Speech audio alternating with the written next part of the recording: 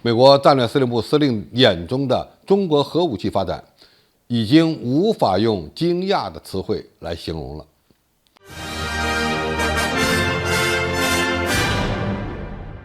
观众朋友，大家好，我是付天少。在拜登政府刚刚发布新的国防战略之后，他们又发布了一个涉及美国导弹防御和核武器政策的文件。与之相对应的是，中国在两会上也明确了要发展更强大的战略威慑体系的信号。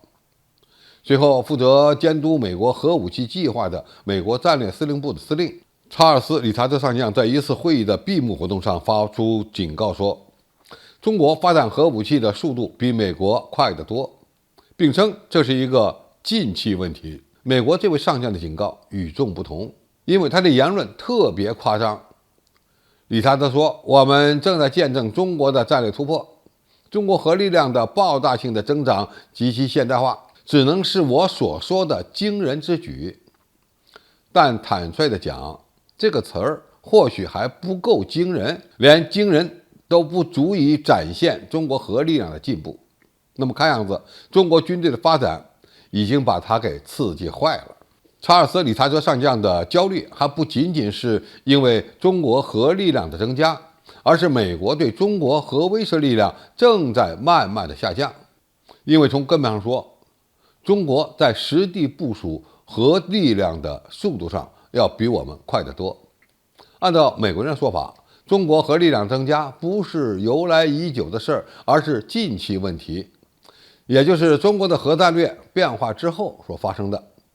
这样的发展速度让美国军队的任何努力都失去作用。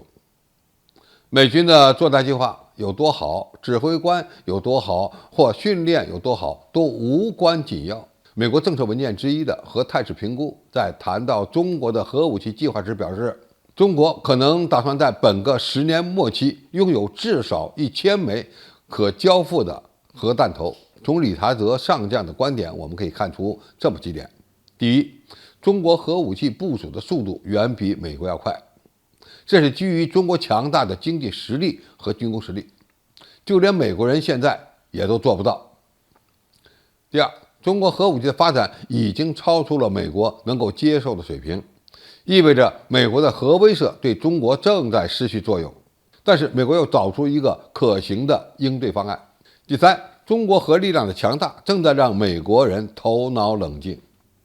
美国战略司令部司令所表现出的焦虑，最终会传导给拜登政府，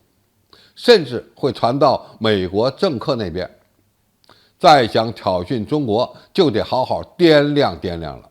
从美国的角度看，中国核力量发展意味着中国又走对路了。首先，美国失去对中国的核讹诈之后，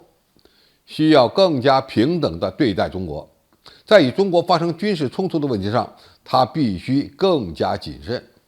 其次，中国核力量的发展反过来会逼迫美国在核武器发展上投入更多的资金。